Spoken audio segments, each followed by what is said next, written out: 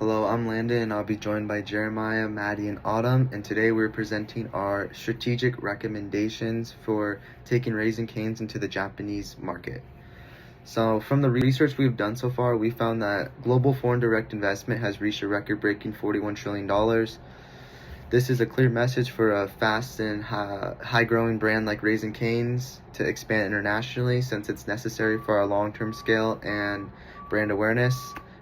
We have identified Tokyo as our primary target because it aligns perfect with our company's strengths and business model. Our primary objective is to capture a first mover advantage. So while other US companies like Chick-fil-A have not entered into the Japanese market yet, we can establish ourselves as a premium choice. In addition, with 92% of the population living in urban areas, we are entering a market that's tailor-made for our efficiency. So our goal today is to show you that we can bridge the gap between our iconic One Love saying and the culture demands of the Japanese consumer. So now I'm going to be talking about our SWOT analysis and PESTEL analysis. So to understand our recommendations, we have to look at it from a couple views, which is like the specific rules and cultural norms that define the Japanese market.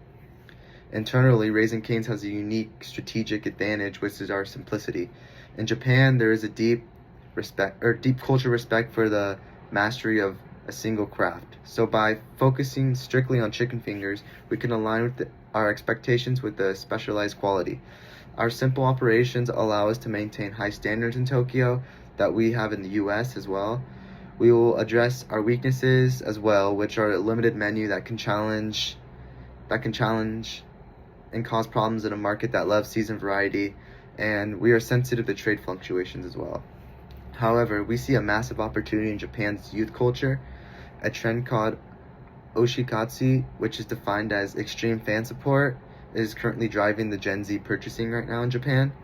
So if we can turn these fans into Cane's famous Kaniak saying, we can create brand loyalty that goes far beyond just a simple meal. The country environment. So looking at the country through a PESTEL analysis, Japan is culture but a demanding market.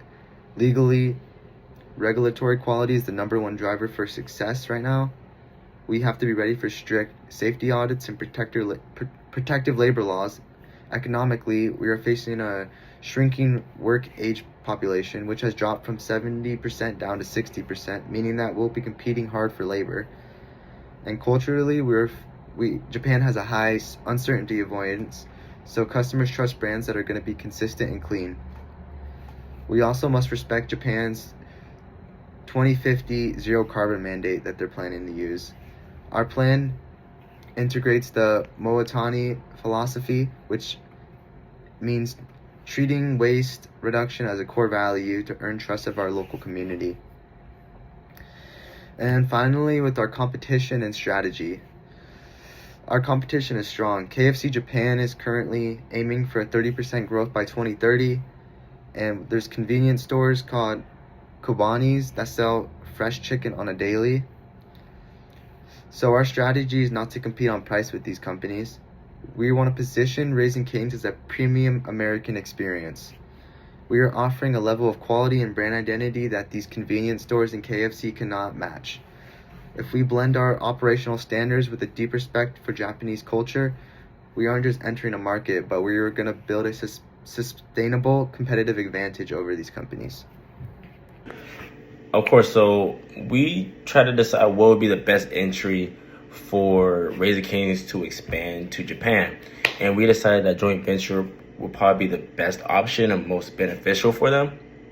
So the three things I'm going to talk about is why it's beneficial, the goals on how they align with each other on Japan and Raising Cane's, and the risk for the strategy, but how they can adapt to it. So obviously the first one is why is it beneficial? So first is having a reliable local company can give you knowledge just off of policy, regulation, laws, consumer preference, anything that can give you started, especially from a new market standpoint, which is a different culture, which we'll talk about later.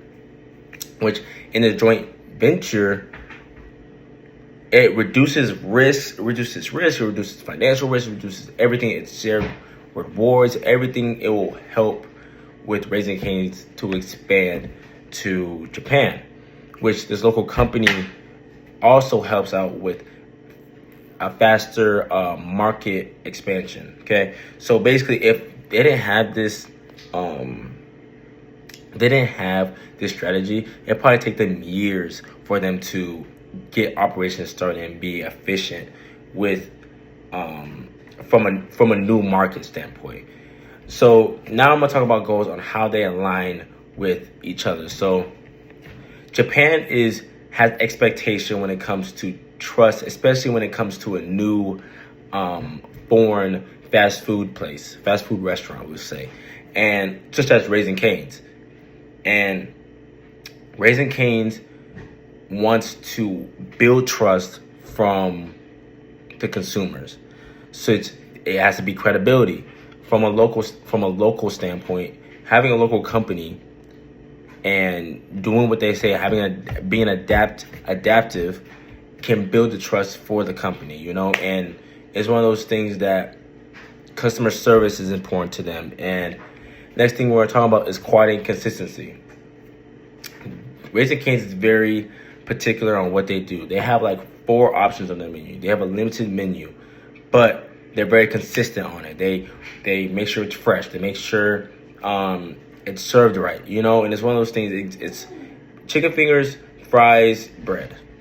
That's their options, and the quality. I know Japan is very particular on, they rather have quality over quantity, and it's nothing wrong with at all, which is the consumer preference, but also they also like the customer experience, which I think Raising Cane's can fit all these together just off of the slogan is one love and one community on the bottom right. They're big on community. They care about their customer experience. They want make sure that they are welcomed, especially from a new market standpoint. Everyone's welcome. But having all this, there's going to be some risk, especially coming from a new market standpoint, which the risk, high operation costs.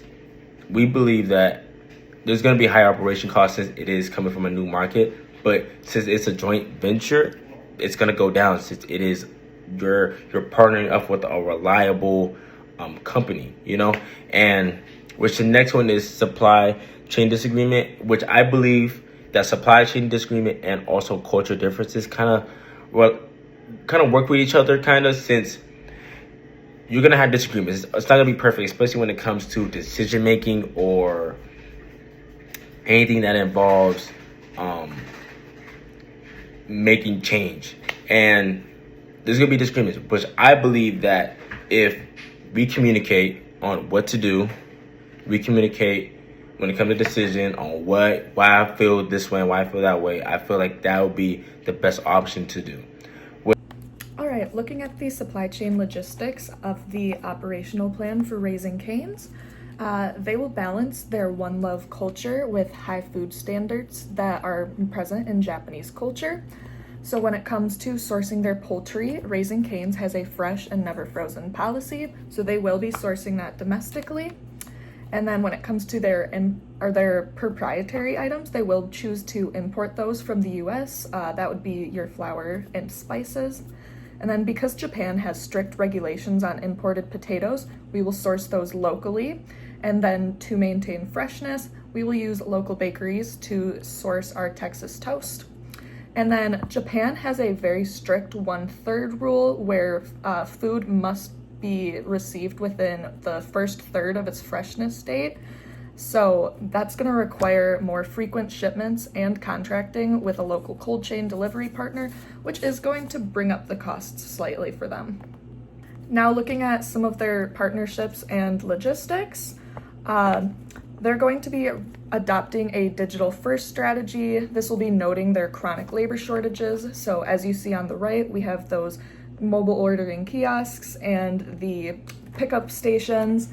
On a restaurant level, they're going to be staffing with local Japanese employees to apply traditional hospitality standards into their practices. And then in the first 12 months, US managers will be employed in these Japanese locations to help train new employees and ensure that they're operating within the expectations. This will take into account the differences in Japanese etiquette, which will require several adaptations from the US model. And then finally, after 12 months, US managers will perform periodic audits on these Japanese locations just to ensure that things are operating within consistency. And thanks, Maddie. Now we'll go into our target market. Our target market are youth and trendsetters in Tokyo.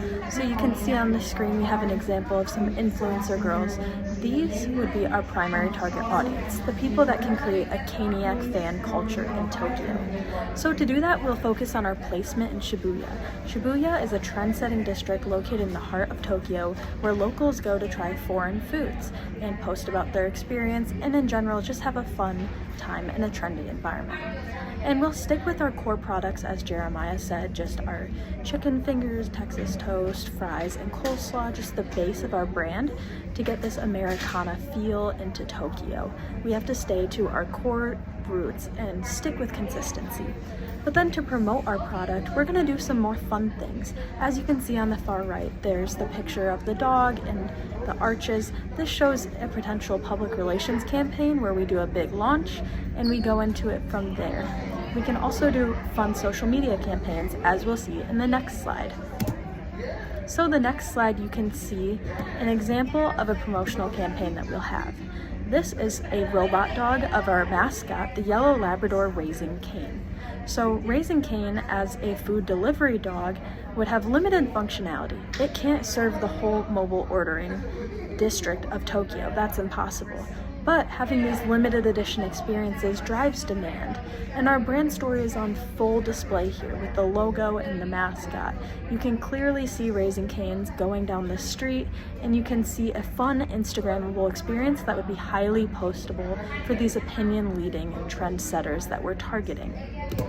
Then with the next slide, you can see that we have an example of Japanese cultural adaptations.